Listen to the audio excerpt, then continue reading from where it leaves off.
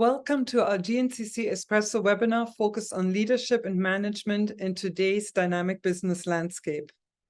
In the next hour, we are going to discover proven techniques for productivity and goal achievement. Whether aspiring or seasoned, this session elevates skills, delving into how to take your business to the next level and emphasizing innovation and gaining insights to enhance your leadership journey. I am MISHKA BALSOM, and I will serve as your moderator for this session. This webinar is powered by Niagara Economic Development, promoting Niagara on a global scale and working with the region's 12 municipalities to provide services that encourage investment in and travel to the region, attract and maintain and increase jobs in Niagara, and retain and grow existing companies and encourage new companies to relocate to our wonderful area. On that note, it is my great pleasure to actually be joined by an amazing group of panelists. And let me start out here. I would like to introduce Leslie Calvin, founder and CEO of Positive Motion Forward, a certified emotional intelligence specialist and leadership development coach with nearly 2 decades of leadership experience. Renowned for her dynamic approach, she excels in coaching, facilitation, and speaking engagements. Leslie is a rare leadership development master practitioner certified to administer the Energy Leadership Index, an emotional intelligence assessment recognized by Forbes as top assessments. Armed with a master's degree in organizational leadership and certified professional coach designation, an ICF PCC professional designation, she guides individuals and organizations towards self-awareness, confidence, assertiveness, stress management, and emotional regulation. And Leslie is joined by Dave Peters, a certified scaling up coach and Herman brain dominance instrument practitioner, a seasoned entrepreneur with 25 plus years of global experience. Dave is the co-founder of Absolute Change Management, and he champions opportunity, respect, listening, and fun. He excels in coaching organizations for extraordinary results, team elevation, positive change. And as a passionate communicator, he navigates conflict with a grounded approach. He's renowned for drawing out talent. His work has catalyzed million-dollar improvements, and Dave specializes internationally in problem solving, engagement, scaling up, and focusing on interpersonal communication, technical analysis, decision-making, and knowledge management. And we have with us Neil Thornton, president of the Thornton Group, who brings 20 years of experience in business strategy, planning, coaching, HR, recruitment, and training across Niagara, Hamilton, Oakville, and the Greater Toronto area. He specializes in corporate, medium, and small businesses and excels in vision development, value development, entrepreneurship, team building, sales training, and talent acquisition. Neil's unique talent lies in understanding the psychology behind employee behavior, engagement, and corporate culture. Recognized for his direct and honest approach, Neil's vast experience in business strategy planning makes him an exceptional keynote speaker and business coach. And for those of you who don't know, he released his latest book, Neil Thornton on Presence, Impact, and Influence, which is available on Amazon. To the three of you, thank you so very much actually for being with us. I'm really very much looking forward to this next hour and the discussion that we will have. And my thanks to all of our attendees for being with us. We have received many of your questions in advance, and we're trying to incorporate them all into this webinar. But for those of you who have questions during the discussion that we have, please utilize the chat function for that purpose. And as well, if you would wish to enable live transcript, you can find that option on your Zoom screen at the same time. With no further ado, let us just dive and jump into some of the questions that have come forward and some of the dialogues that we hope to have at this point in time. So let me start out with maybe looking at trends in leadership and management, because we are undergoing a significant change in our culture, in the way we work, the way we function, even in some of the priorities that we're setting. So when we personally attended like many of the leadership and management seminars, or when we look at what we see is making headlines, there seem to be 3 top trends. And I thought I'm putting them out there to seeing if you, our panel, actually agree with them. So the ones that have often been identified has been an adaptive leadership styles, where leaders are embracing really adaptive styles that flex to meet the needs of a rapidly changing business landscape. The second one is a real high emphasis on emotional intelligence as being a key trend, where leaders prioritize self-awareness, empathy, and effective communication. And the last one is looking at remote leadership and hybrid models in light of the last couple of years and how work is evolving and remote work is becoming key part of it. Leaders are redefining their management styles and how they effectively lead their teams. So those have been identified often over the last couple of months or within and throughout this year. And I thought I'll pass it over to you to seeing, are we on the right track when we look at those trends, or do you see that there's something substantially missing? And maybe on that note, I'm going to start out with you, Dave, and then maybe pass it on to Leslie and Neil. There's no particular order, but I just thought you're closest to me on my screen the way I see it. So I'm just going forward as such. There it is. And then we'll pass it around. That's beautiful. Thanks, Mishka. Certainly, we're experiencing all of those trends with our clients, absolutely, and within our own business. The need to adapt became very, very clear starting with in 2019 at the beginning of the pandemic, and it is not going away. The reality is that a lot of people realized that there was other ways to define work and what work meant and what the workplace meant. And so being adaptive is absolutely critical. Emotional intelligence, from our experience, has always been something that great leaders, and we'll get into some of that with the questions, that great leaders work at. It's not something that just tomorrow I'm emotionally intelligent. We have to actually work at it. We have to learn, and we have to constantly listen to feedback in order to become emotionally intelligent. Yeah, remote work is a way of life. Look where we are right now.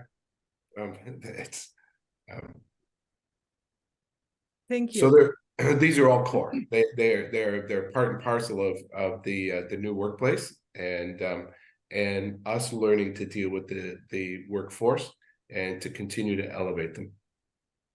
Thank you very much, Dave. Leslie, when you look at the list, anything missing, or do they all 3 resonate with you and you're saying like we're on the right track there? Yeah, thanks, Mishka. And hi, everybody. I definitely think that we're on the right track here. If you had said what are a few trends, and pull those out. So being adaptive, I think, is really critical. It's always a critical element of leadership. But as Dave mentioned, like towards 2019 and 2020, and as we were going into the pandemic and everything changed, the world changed on a dime. There was a trend in workplaces, in leadership, in life, where some folks really flourished and some folks floundered, right? And of course, then there's always the neutral middle. But the folks who flourished, or were able to flourish on some level through the pandemic, were really those who adapted to the changes as they were happening, right? And so had that sort of openness of mind and of spirit and that adaptability.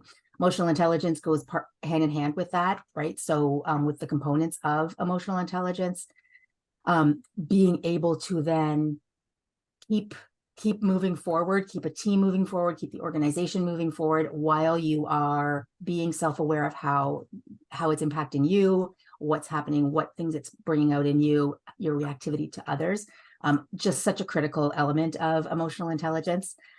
So that is for sure. And then the remote and hybrid and how we lead, I think that's a really critical piece of understanding it. And I think we're understanding that more and more. Many are understanding, again, the ones that are in that flourish piece, because it's more what's the output of the work product, right? Rather than the hours put in, right? So, so really starting to figure out in a strategic way and an outcomes-based way, how am I mapping what's getting done instead of just clocking what's getting done. So I think that's really been, and that's a struggle, right? That's not necessarily something that people were focusing on before. So I do think that these are three really solid trends that are going to help us set the course.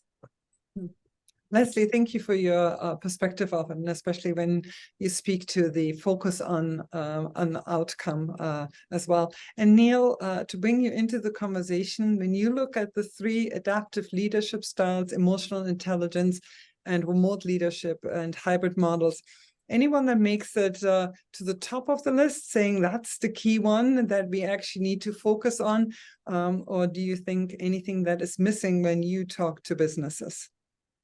When you said adaptive, it really rung true to me. It's awareness of the ability to lead change. So Darwin said it's not the strongest nor the fastest of the species that survive, but the ones most adaptable to change. What the pandemic created in an attention span economy, quite frankly, is exponential change. So the exponential curve, where most organizations are at best are set up to learn and grow incrementally. And what the pandemic did was create that intersection. So the executives that I work with now, it's an awareness that your team does not resist change. Get that off the table. People resist change. They don't. In fact, people will resist the uncertainty of change as perceived as forced on them. So our ability as leaders to explain the why of the change, to work on, of course, our emotional intelligence, our brand, our communications. What happened with the pandemic was you had people on screens, and I very quickly wrote a paper, never lead a virtual meeting sitting down. You would never do that in front of your group or speaking. And people go, well, I'm not a public speaker. Well, there's no such thing as private speaking. Like, you're always speaking. And so for me, the calls that I've gotten are, I want to increase my awareness of where my team is located, their association to change, their willingness to change, and do I have the right people in the right seats moving forward? That's really what the pandemic created. It just sped up change. Yeah, that makes sense. And just for everyone here, I am standing up, giving this put this in there. But that's a total sideline actually here. One of the things that was mentioned was actually, because we talked about remote leadership, remote leadership and hybrid models, and there's quite a few questions right now when it comes to and around leveraging technology and or AI in leadership and management. And so one of the things that I wanted to see if you're interested in talking about is the integration of AI in decision-making. Leaders are increasingly leveraging AI to enhance decision-making. AI drives analytics, algorithm, and provide valuable insights, helping leaders making data-driven decisions and optimizing strategies and improve overall organizational efficiency. And we, at even our recent Niagara Economic Summit, had a whole panel on AI. Specifically because there's so much interest in it. And when it comes to that leadership development, it's key. So on that end of it, when you talk to businesses, when you interact with your clients, are you finding that some of them are utilizing AI tools like that help them, that give them insights that maybe we haven't seen in beforehand? And I'm not sure who wants to go forward, but Leslie, I'm going with you on this one. And then it doesn't need to go to everyone. If one of you wants to chime in, just let me know. But Leslie, where do you see the role of AI that leaders are utilizing in their decision-making? So for my business, most of mine is human-centered. Not that AI can't be human-centered.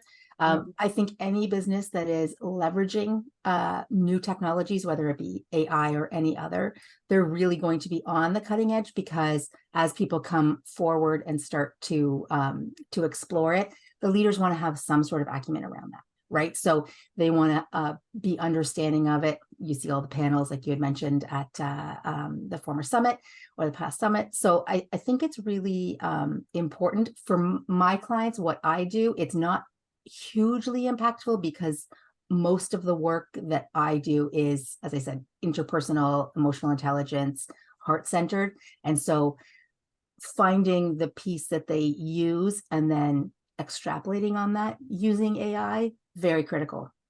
The starting point, maybe not, but when we get into things, and it's, right down a rabbit hole, but when we get into things around, like, say, cognitive empathy as opposed to organic or intrinsic, that's something that can help leaders who maybe don't have intrinsic or organic empathy to leverage understanding and action steps from there. But I'll pass it over to Neil or Dave to take it further than that. Yeah, sure. I'm happy to jump in. One of the things in our experience is using AI first starts with you actually understanding your team's talents, defining what their contributions are, and then figuring out what's this stuff that they're doing that is not using this, that's not creating them in their zone of genius. Everyone has a zone of genius. And if we can use AI to take those mundane tasks and take them off. So we use it for things like helping our customers to define a new advanced SOP, standard operating procedure. Well, why would I have my people spending 8 hours writing that when AI can do it in 8 seconds? And then all they're doing is tweaking it based on their understanding. What do I want my team for? I need to understand that. I want them to be focused on those things that are actually a net contribution that AI can't deliver, and take all the mundane stuff and give it away. And it really starts there. And the reality is this: the latest results from MIT, where I'm doing my master's, and the reality is within 10 years, companies who are not adapting AI will not be in business. Mm-hmm. You won't be able to compete. Yeah. It doesn't matter what business it is.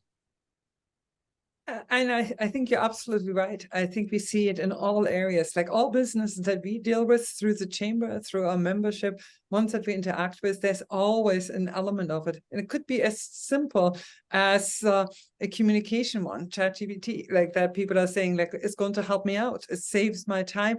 It does maybe, read, correct it, do something else. But I see Neil wants to jump in, so I'm passing it on. Well, I completely agree. AI is a tool, and you get out of the tool what you put into it. If you choose not to use the tool, you will get left behind. And this week I was with Barry Wright, and of course Barry is the Dean of Business at the Goodman School, and Barry and I were talking about teaching in the new world of AI. And when I teach at the college university level, my students give their exams on video. So the use of AI is most students are writing exams with Wi-Fi in the room. That's their world today. But this new generation is coming out of the colleges, university. Their brains are wired. They're doing things quicker and faster. And if you're not prepared for that new generation, and you think, oh, they're going to cheat on AI, well, that's a personal integrity issue. It's using AI as a great tool, but it's going to change the way we teach. And if you know Barry, he's very progressive at Goodman School and giving those students an edge. Let's be honest, most students want to graduate. They want to know how to actually speak and have an interview effect in 30 seconds. That's when decisions are made. So the personal side of business won't be replaced by AI. It's the tool side of business. Yeah, I think that's right. And Leslie is one. Yes. Can I just add to that? Because Neil, I think you just made such a great point there. So my daughter's actually doing her degree at Brock right now. And she has, of course, her professors are amazing, but she has this one professor that is so innovative that and I worked in post-secondary for, almost 20 years, but she's turned the table on AI, and the assignment is actually how to leverage using AI. And so they have to use AI for their entire term paper. And then they have to put it, because they have to know the questions to ask, what to probe into further, so using it, how do you use it as a tool, a research tool to find out the information. And I thought, dang, that's good. right? So just turn, but they're so programmed to not use AI, right? That it was like, they have to get over that mindset too. But it's really, to Neil's point, is teaching us how to use it as a tool to, as Dave said, creating SOPs that we can just churn out, right? It won't replace the human side, right? I love that piece. Yeah. But really, like, getting rid of anything we can automate. And adding to that, Leslie, I love what you said. The reality is that when we're working with customers and we're teaching brainstorming, when we're doing complex problem solving or anything like that, we talked about the Einstein, and Einstein said, listen, it's not the answers that we're looking for. We have the answers. We already know the answer. It's the question that we need to figure out. And that's the piece. So AI is not going to give you the question. Your employees are going to give you the question. So that's what I want to focus on. I want them asking the right questions, with the clients that they're serving, asking the right questions in our sessions when we're working together. And learning to question, by the way, is one of the key leadership skills that we're going to talk about. Yeah, that's absolutely right. And just one of our participants, Katja, also wrote in the chat here that she had been to a conference in the States, and AI is being used in healthcare, like giving scans to AI to get results of the scans and to seeing if an individual is healthy or is maybe dealing with some challenges. But that it's in the preparation stage right now, on the prep stage, but it's moving forward. And when we looked at some sectors that are really going to be impacted by AI, healthcare, as Katja pointed out, is actually one of the key sectors that could really benefit from it. I'm going to move away from AI a little bit. I do have a couple more questions regarding it, but I'm going to wait because there's a few questions that have come forward from participants here that I would like to get to. And one of the first ones is the essential qualities of a good business leader and how that can be defined. So you've all worked with extraordinary leaders and you developed and assisted individuals to grow their skills. When you look back on your experience, and combined, we have many years of experience here on this, in this call, what are the essential qualities that you are saying that defines a good leader? If I have that, if I see that, that's what Start here. Forward. Okay, Start Dave, right here. I'm going to start with you then. If you haven't read this as a business leader, get on it. You might find it a slug of a read. I love it. I love it. It's absolutely critical. And understanding, it's the seminal business book to start with. And so Good to Great. And if you don't want to read it because it's a bit of a slug, Jim Collins actually narrates it, and he's a fantastic speaker. He's a professor at Stanford. He's a great talker. So or do both. But the reality is that one of the most essential things, it's been there since the dawn of business, and it's still there, is great leaders listen. And they don't listen for the answer they want to hear. They listen with the intention of understanding. And that's huge. That's one of the most critical things that we need to do. Are there other things? Sure. Set people up for success. Have a compelling vision. Be modest. When we work with leaders, and Neil and I have worked together quite a bit over the last 20 years, when you walk into a leadership team where they feel they already have the answers, it's a lot of work. Yeah, go ahead.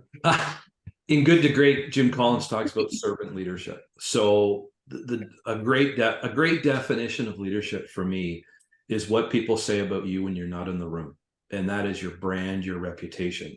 And the greatest skill anyone on this call can work on is their listening skills, because human beings want to be safe. So we follow this path of least resistance, and Covey in the 7 Habits said most people listen to respond, not to understand.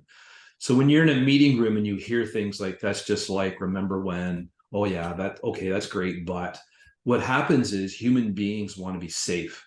So we listen from what we already know. So when you listen from what we already know, you're not prepared to listen to anything new. That's why innovation is so hard for most organizations, is because we're always so busy listening for what's probable instead of possible. So a great consultant or a great coach will interrupt the room and say, let's not listen from our past. Let's listen from a powerful future. And it's hard to do that with teams that spend most of their time justifying or trying to be right. And when everybody's trying to be right, there's no innovation in the room. Excellent point. I think this is a really healthy discussion. My colleague Michaela actually also, for those of you who have not yet read the book, Good to Great, that we are discussing here, that becomes the foundation to the answer and the conversation we have. She also posted a link in the chat function, an easy way for you to familiarize yourself with the book. If I look at common misconceptions about good management that people might have, and saying that you think you're good at this, for example, and hence it makes you a good leader, a good manager, might be something that, when we following up on Neil's point, is saying like, how much self-awareness do you actually have? How well are you willing to listen and to hear what is actually being said? What are some, Leslie, what do you find are some of the common misconceptions about good management? So one of the things that you just mentioned, Mishka, which I want to just highlight on there, to Neil's point as well. Harvard did a study sometime, I think, in the last decade, and it was called The Wandering Mind.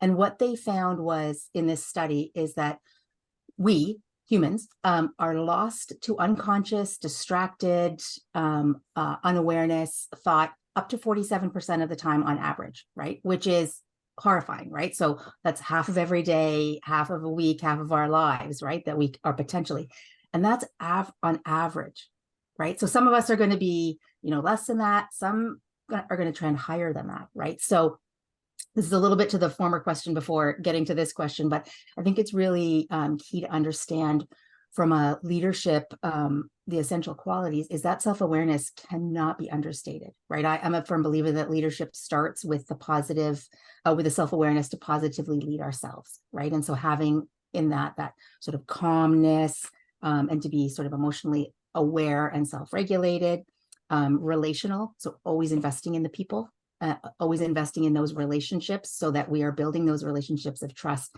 to what Neil and Dave said about, you want to be able to be heard, you want to feel safe, right? Investing in those, and then be inspirational, so inspiring around. So I think that kind of leads right into the next one, is what are some common misconceptions of good management? I think one is that we can treat that everyone is the same, right? So that we will, I need to create a standardization of sameness, right? I think that really can work against leaders to get the best out of their teams as a collection of individuals. And I think that needs to be really respected and leveraged, understanding what makes each person tick and how to build that out, using those questions, using the principles in Good to Great to go. And that it's really, as long as you're hitting the results. I mean, obviously leaders want to hit results. I always say, like, there's over here is the sexy side of leadership. We want to be the transformational leader, the servant leader. And so we really work on those skills and the coaching leader, but it's because we want to leverage huge results, right? And so that's what I think one of the principles and misconceptions of good management is. The focus on the results is where we are, where I think really the focus on how do we build ourselves up to be the leader that our people need, because they're going to drive the results. I think that's one of the key misconceptions. Huge. Thank you, Leslie. You know what? It just really boils down to that. I hear a lot that tough is good. I can segregate and focus on the results and make those business decisions. And in that, they're dehumanizing the entire workforce. So I'm actually writing a book on it right now. It's called "It's Just Business. P.S. You're an Asshole." Sorry for my language, but that's the reality. And that really comes back to what Neil was talking about, is what do people say about you when you're not in the room? And are you, there's this misconception that somehow that if I can depersonalize it and just drive results, that somehow that makes me a great leader. And the reality is it doesn't. Those don't last. The second that your foot is not on the pedal, everything stops, because your team does not know how to lead without you. And so the reality is you're stuck. Your team is stuck because you're always pushing the pedal. And so it is a huge misconception that people have, that somehow that being Machiavellian in my approach, the end justifies the means, is somehow going to get us there. What it gets you is a completely disaffected team. And then we wonder why only 21% of our team are fully engaged in the workforce. Okay. The reality for me is that, you know, and it's interesting, Leslie, when you brought up the 47% are lost and distracted. I suffer from ADHD, inattentive subgroup. It takes enormous effort and intention as a leader, as a coach, to actually stay engaged. And so one of the huge misconceptions is that, listen, all I got to do is speak. The reality is that you have to constantly listen.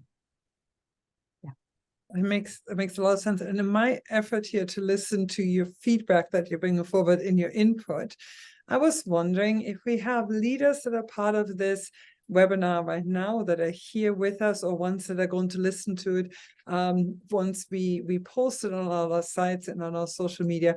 If they're saying, I do want to hear what people are saying, I do want to understand what people are saying about me, I want to know what it is, because I'm committed towards learning, I'm committed towards improving myself.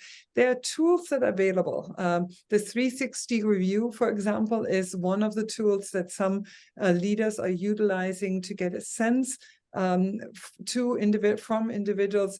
Because it can't always take place in one-on-one conversation. Often it doesn't. But what are some of the tools that you would actually suggest to leaders, to saying, here's one that you need to tap into to actually understand what your team members or your leadership team, your direct reports are thinking of you, or the people that you're reporting to?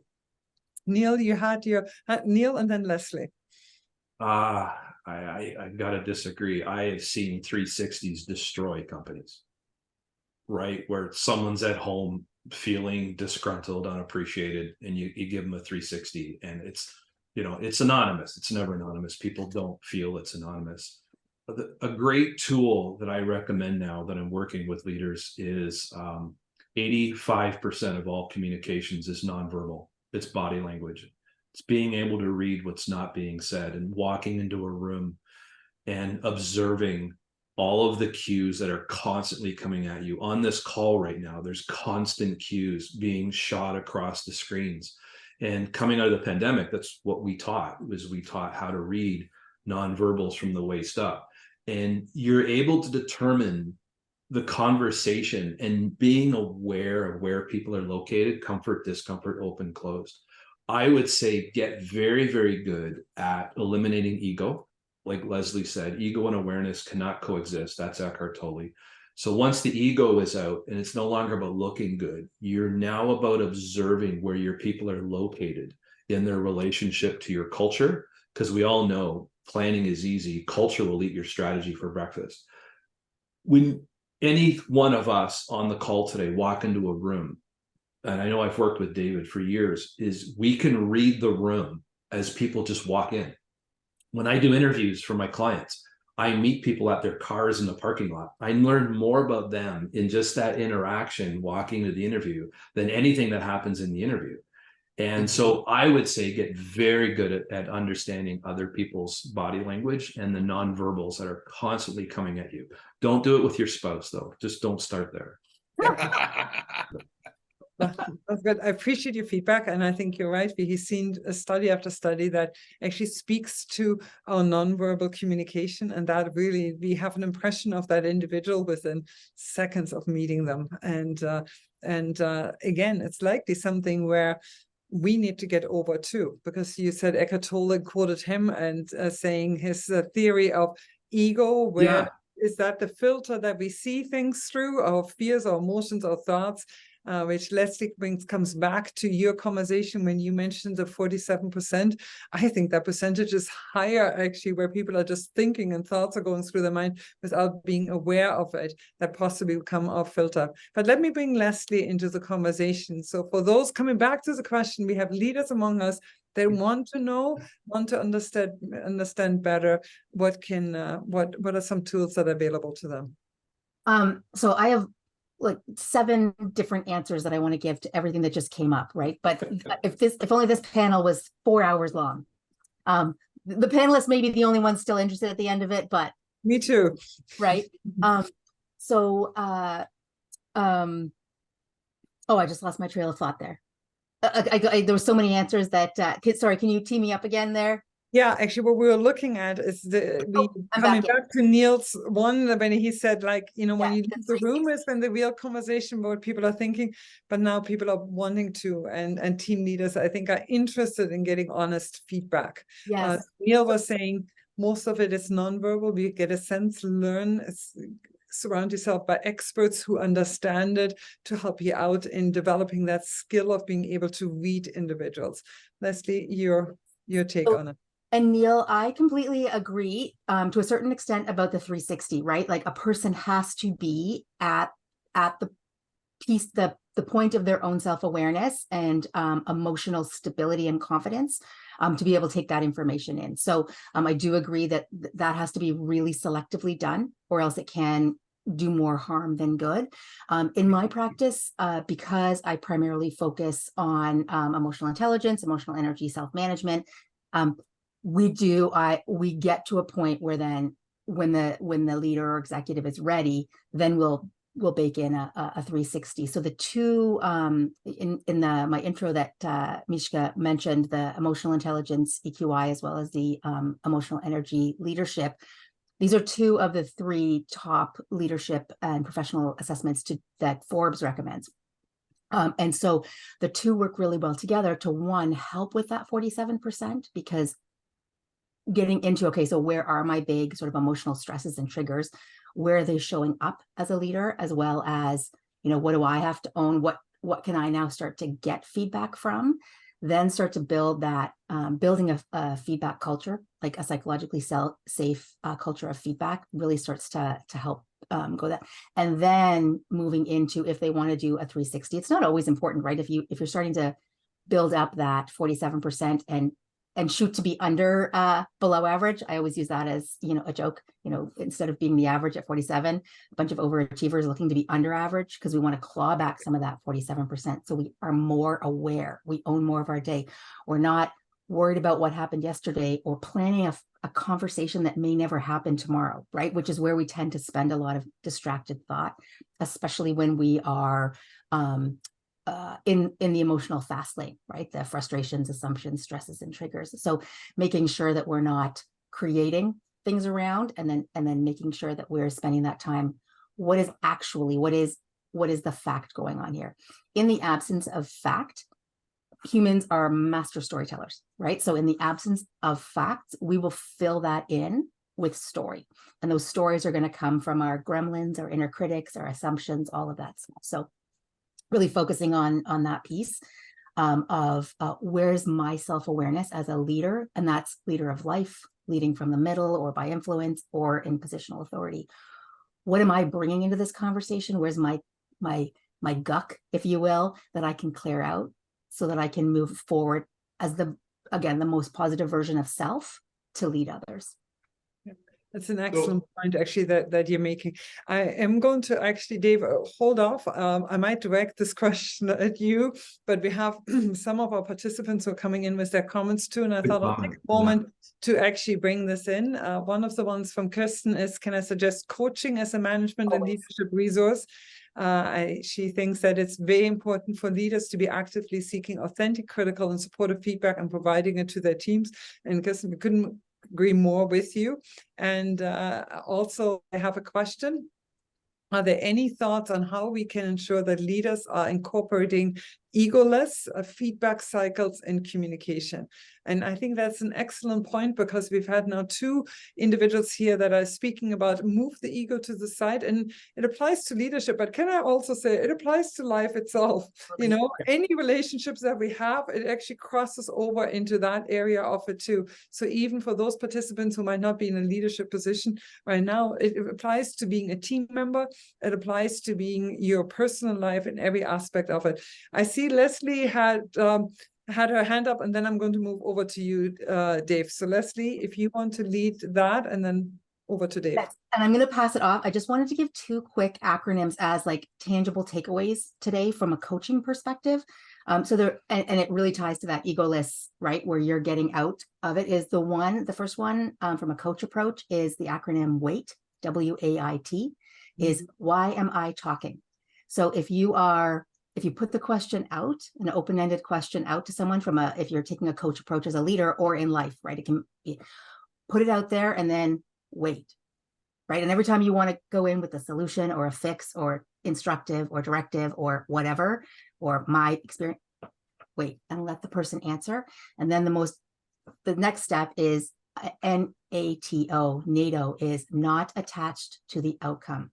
When we're not attached to the outcome, we have to park our ego, right, to that point. And inside, it's a little bit like your little duck feet are under the water because you really are attached to the outcome sometimes. But if you're taking a true coach approach as a leader, you're sitting on that, you're sitting in it and not attached, and let the person speak and be heard. So sorry, yes, go on. Yeah, no, it's brilliant. Honestly, thank you. And let me just get a little differentiator here between ego and egotistical. So that might help us a little bit to understand the difference. Everyone has an ego. What does an ego do for you? It gets you up in the morning. It gets me to shave. It gets me to show up. It's important for us to have some semblance of self. And so that's an important part. That's part of our ego, as it were. But there's an enormous chasm between that and egotistical. Egotistical is where I believe I have the answers. And I believe I have all the answers. We had a leader one time where we walked in the room, and his constant statement to his team was, "You just don't understand." What exactly are you saying to your team? He had a team of brilliant engineers. Yet constantly this would come out of his mouth. So we took him aside and we asked him, what exactly are you trying to convey? And do you know the emotion behind what it is that you're conveying? Excuse me. The reality was he had no idea. In his mind, he had more information and more of a broad perspective. And so therefore they couldn't actually understand. But his language, because he was completely unaware, completely not self-aware, was that it was completely demoralizing. It was disenfranchising. Excuse me. And going back, just a question for everyone to think about. If you have to do a 360, and then feedback has to be anonymous, what does that say about your organization? And what does it say about you as a leader that you're not open? The reality is this. One of the best examples we ever saw, we were down in Brazil, we were working with an organization, and the first thing that the leader had done was create a safe place.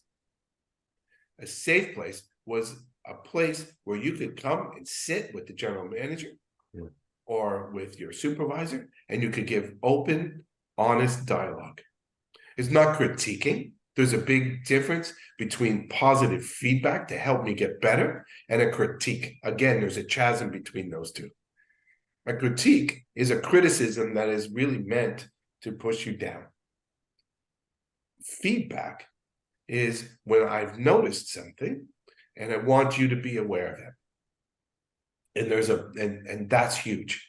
And so when people learn to actually give feedback and give it properly, it's engaging. I can learn from it. That's the principle behind it. I want to give feedback so I can learn.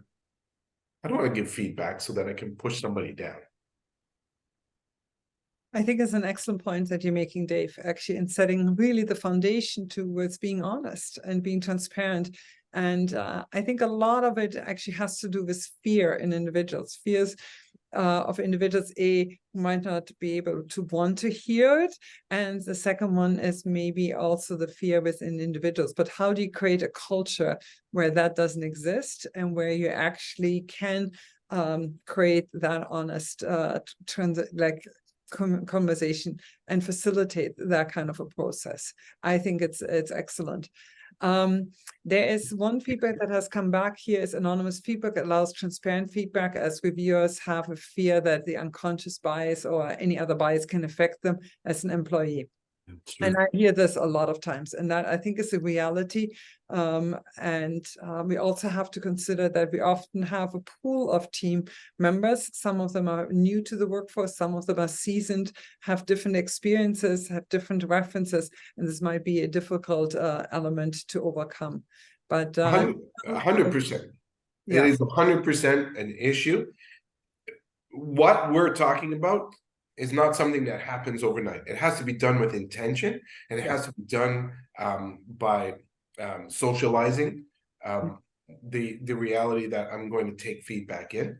And absolutely right, anonymous feedback right now is necessary because of the reality of the cultures that have been created in organizations. And so it's something you have to work towards undoing that and shifting that over time. People are absolutely terrified to give feedback, 100%, because in the past, what they've experienced. Yeah.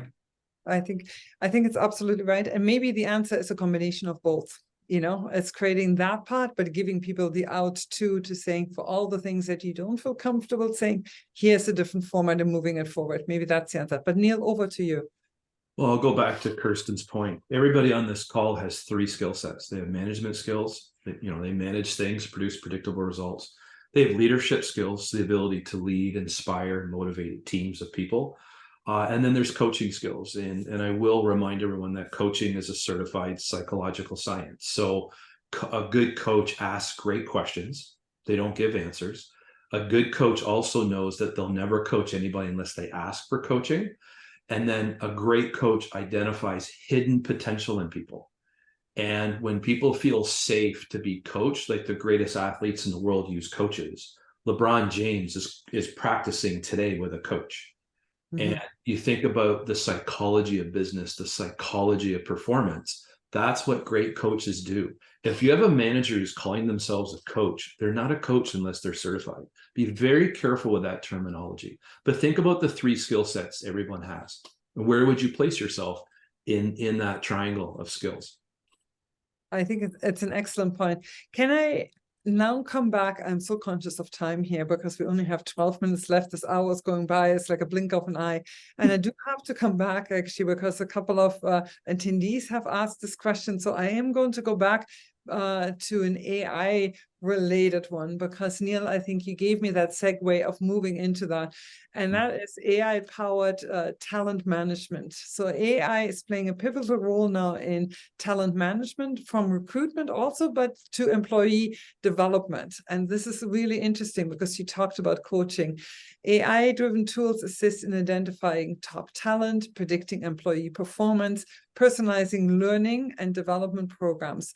And leaders more often now are harnessing this technology to build a stronger and more agile team. I would like your feedback on, are you helping and assisting in this process? Where role do you see AI playing? What are some of the suggestions for some of our attendees to saying, if this is coming back to what Dave said early on in the hour, that we've got to get with AI, or otherwise we're going to be left behind within 10 years. I would gather almost probably within 5 years. But how are you seeing AI, what role it plays in talent attraction, retention, and how do you think it can assist? What are maybe even some of the tools that you're sharing with your clients? And I don't know. Okay, Neil, it's yours. Neil is busting. So I'll share this lens. I can outsource a university degree overseas for $100 a week. and get good work.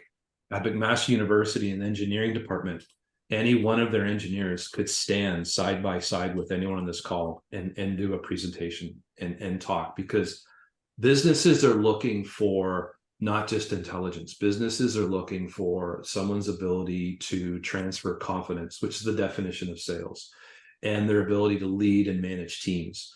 Can you get that from AI? You can get the resources, but you have to practice it. And I can tell you from a college university standpoint, these Generation Zs coming up, and we all know they have attention spans of squirrels on crack, and they're all living in your basement and all the jokes that you make. But these students that I'm teaching can develop a website in about an hour. And that is the new speed of business. If you're not prepared for this new generation, like Dave said earlier, you'll be wonderfully equipped for a business world that no longer exists. Learning is exponential. Can I just say I'm one of those people who likes them living in my basement? The other generation, the other side of it. So one of them is soon, living Neil. there and I'm Too the other soon. one. All my real estate clients, damn. Get them out, Mishka. I'm trying to get mine out. As a new empty nester, this is too soon. But coming back to the question, Leslie and Dave, do you want to chime in to seeing, are you suggesting any AI tools when it comes to talent retention and attraction that you're utilizing, Dave? Simply, you know, the simplest thing. Take your company values, your company purpose, drop them into ChatGPT. Take your latest advertisement that you've put out on Indeed, dump that into ChatGPT and say, please can you please create for me a compelling job ad? We've had one of the largest nurseries in Ontario. We did this. They had 6 months trying to recruit people. We did exactly that. We dropped it in. 2 days later, they were trying to decide between 3 candidates and ended up hiring all of them. They found different roles for them. Why? Because ChatGPT, among other things, is designed to be psychologically appealing in its linguistics. So it can outperform from a psychologically appealing perspective, it can outperform most writers. So what's our job? Our job is to dump it in, then when what we receive back, to tweak it. By the way, it also takes our time to put that ad together from hours to minutes. So the efficiency gained, we're working with an organization on the East Coast right now. They've taken 10,000 hours out of the work that was mundane work that used to be part and parcel of their team's daily work. And so what's that allowing for? It's allowing for them to actually use their brains for what they set out for in the first place, which was to be a contributor to the organization. People want to feel valued. And so using AI helps us. That's an excellent point. And thank you so very much for that specific suggestion, actually, and how to use it, because that's really what it boils down to. It's not that we spend hours of writing it, it's how to utilize it so it actually gives us an idea. And I think people appreciate it because it's another viewpoint on how we maybe would have communicated otherwise. Leslie? I think this is great. So using AI to help, before AI really sort of bloomed up around us, it was automate. Anything you can automate in the workplace. If you do it more than once or twice, automate it. And so this has taken, to use Neil's expression, now we can automate like a squirrel on crack. Was that the expression? Right? We just pop it in there. You ask the questions. The thing is then when you're starting to take it into your, retention, learning and development plans, leadership development plans, is that making sure then the individual, the leader that's actioning that plan into the workplace is then going back to the start of our call today, which was, around what are the essential leadership qualities around sort of calmness, interpersonal, and inspirational, which are some of what I would, because then the person has to then do what we were talking about at the beginning of the call, which is make it connect to each individual. How are we then taking the human side of it, the emotionally intelligent side of it, the emotionally effective side, to use it as a tool Neil mentioned using it as a tool, use it as a tool to then move us forward as a workforce together, building a culture of psychological safety, trust, innovation, all of those things.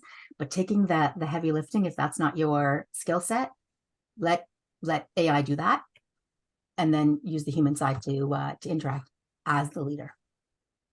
That's excellent. Thank you so very much. I think this has been really helpful, this particular question. There is, with 5 minutes left, there is one question that has come forward by a high number of individuals, and that is looking at the way our workplaces have changed. We're finding ourselves more often in remote and hybrid workplaces. And the question is, how can we best lead teams when we might not have that in-person interaction some of the time, or in some cases, all of the time? And especially it can create quite a rift sometimes among team members when we see certain people being able to take advantage of remote or hybrid, whereas other positions potentially couldn't or can't do that. So I was wondering, how do leaders gauge through this? How do they best move their team forward when it comes to remote and hybrid workplaces? And I'm going to give each one of you only 1 minute on this one because we're close to the top of the hour. I had started out, I think, my first question with Dave and then Leslie. So maybe I'm starting with you, Neil, and go backwards. Neil, Dave, Leslie, maybe in that order. Yeah, I'll make it very quick. Well, geographically, it changes too. We're Toronto because of real estate. It's the remote is where they're going versus the Golden Horseshoe outside of Toronto is still looking to bring people back. I would say get very good at measuring people on performance, not hours or showing up. You measure people on performance and deliverables, and you create a very strong vision and values that when you're on calls with people, you're having conversations, not just about business. That's all consent stuff, is you have conversations about how are we working towards our vision? How are we measuring our values? What conversations are we having between the meetings? And Leslie said something really important. I think it's time we get human again. I really do. I think it's time that the pandemic and teaching through the pandemic and being on screen was creepy, to say the least. But I think it's time to get human again and connect with people. And you can do it over a screen. You can do that. You can do it remotely, but you have to do it intentionally. That would be what I would say. There it is again. It's the intention, and I love that. And I would, with intention, put structure in place. Whether your structure is based on scaling up, if it's based on EOS, it doesn't matter. You need a structure, and that structure needs to be there. The other thing that you need to do to address this is to talk to people about the disparities and have conversation, have open, honest conversation about, listen, I can work remotely, but Leslie has to come in. Okay, how does that work? And so that's for you to sit and to work with your leadership team and get feedback from the people in your business, from your employees, to say, okay, what works? We've got a lot of feedback lately that people are finding that they are unable to separate at the end of the day because they're working from home, and then they always see that place. So it's not all glitz and glory. And so those are things: structure and speak, listen, ask the right questions of your team. Thank you very much. And Leslie? I'd say be really intentional about how you're nurturing and building culture between yourself and your direct reports, as well as your team. It's not going to happen happenstance, right? Especially when you have many different modalities of delivery and work between virtual, hybrid, and on-site. So really have that focus on that, the building of your team, fostering interconnectedness, fostering again psychological safety and connectedness. Be intentional about it. Think of our best relationships way back when we were teens. They all happened on the phone. We weren't in person, right? So that can happen. Many of my clients I've never even met in person, right? And we really discuss deep pockets of vulnerability, right? And it's there, so it can happen. But to Dave's point, it needs to have intention, right? That interpersonal relational piece. Thank you so very much. I think if our purpose was to somehow show our participants and people who will tune in later that leadership is about making others better as a result of us being present or making sure that the impact lasts even while we're not there anymore. I think that each and every one of you have contributed to that conversation. And I think coming back to Leslie's, I think we could have a conversation that would last another 2 or 3 hours. So maybe Easy. again, there should be a sequel to this one. So my thanks to each and every one of you. My thanks to Niagara Economic Development for powering today's session and bringing us all together, and to all the attendees who are with us today or who are going to tune in. We really appreciate you. Never take you for granted. And if you have any thoughts to share, you know how to get a hold of us. So thank you very much, and wishing each and every one of you a great remainder of the day. Have a great day, everyone. Thanks, everyone.